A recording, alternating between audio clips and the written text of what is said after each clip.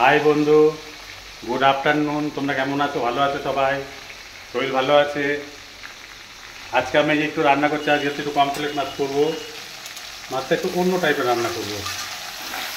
পোস্ত করবো একটু অন্য টাইপের, একটু আলু দিব আমি মাছে। এখানে না ভুটানের আলুটা পাওয়া যায় সুন্দর। এই আলুটাও বানিয়ে রেখেছি, মশলাও করে রেখেছি। একটু ধনেপাতা দিব, একটু ঝাল ঝাল করে কমপ্লিট মাছে পোস্ত করবো। রান্না করতে ইচ্ছা হচ্ছিল না। আবার আজকে একটা ভাইকে পাঠিয়েছি গুয়াহাটি। ও চলে আসবে 3:30টার মধ্যে, চলে আসবে আলিপুরে। আমি যাইনি, ওকে পাঠিয়েছি। বললাম তুই যা, একা একা ভাল লাগে না বলছে। বলছে একাই চলতে হবে, জীবনে কিচ্ছু নেই। তা রান্নাটা ভালো হবে বন্ধু। এই আজকে রান্নাটা, যে মশলাটা দিব, আলুটা ভাজবো, আগে মাছটা ভেজে রেখে দেব। আমি আবার এই যে এক পাশে আবার একটু ভাতও বসিয়েছি।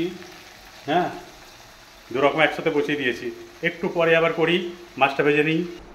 হাই বন্ধু, এই আমি আলুটা ভাজছি। আলুটা ভাজার মতো হয়ে গেছে, লাল লাল করে একটু ভেজে নেব। একটু লাল লাল করে ভাজবো। আর ভাতটা হয়েই গেছে প্রায়। আলুটা ভেজে একটু মশলা দিব, একটু মশলা দিয়ে দিচ্ছি এর মধ্যে। এবার আজকের মশলা দিলাম হচ্ছে একটু পোস্ত বাটা, সর্ষে বাটা, একটু জিরার গুঁড়ো, কাঁচা লঙ্কা, টমেটো, হলুদ, একটু লবণ। নামানোর সময় একটু ধনেপাতা দেবো। এই যে কুচি কুচি করে ধনেপাতা কেটে রেখেছি সুন্দর করে। ধনেপাতা দিলে টেস্টি আলাদা হয়, তাই না মাছের। আবার পরে ফিরছি। হাই বন্ধু, আমার এই আলুটা কষানো হয়ে গেছে, সুন্দর করে কষিয়েছি। দেখো আলুটা,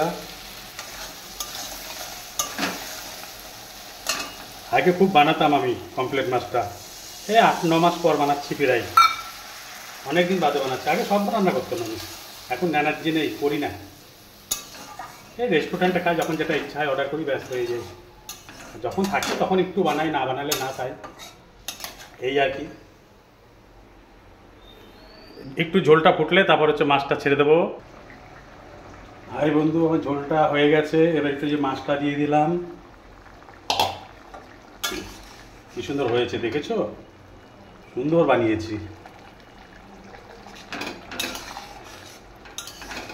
টেস্ট করলাম, একটু ঝাল হয়তো হতে পারে, দেখলাম একটু ঝাল বেশি হবে।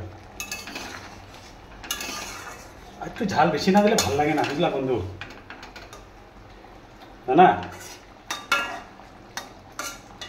এই যে ধনেপাতাগুলো কুচি কুচি করে দিয়ে দেবো ছিঁড়ে। আমি হাত দিয়েই ছিঁড়ে দিচ্ছি কিন্তু, হ্যাঁ বন্ধু। একটু একটু ধনেপাতা এখন কোথায় দিব বলো তো? ছোট্ট ছোট্ট ধনেপাতা। বড় ধনেপাতা হলে একটু কেটে দেওয়া যায় না বন্ধু? ছোট ধনেপাতা না, ছিঁড়ে দিলাম হাত দিয়ে। পেশু করা লাগে না, একটু ছিঁড়ে দিলাম, ব্যস্ত হয়ে গেল।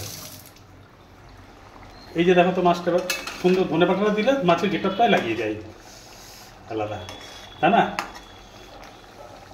আবার বিকালে আবার যাবো হচ্ছে তোমার একটু প্রোগ্রাম দেখতে, গানের অনুষ্ঠান আছে, রবীন্দ্রসঙ্গীত, অনেকে আসবে। অমিত কুমার, জোজো, রবীন্দ্র ভবনে আলিপুরদুয়ার, 6টা থেকে 9টা। সুন্দর, কালকেও ছিলাম, আজকে শেষ। হাই বন্ধু, ভালো হলে জানিও কেমন হয়েছে। তোমরা খেও, আমিও খাবো। তোমরা দূর থেকে খাবা, রান্নার অনুভবটা করবা। বাই।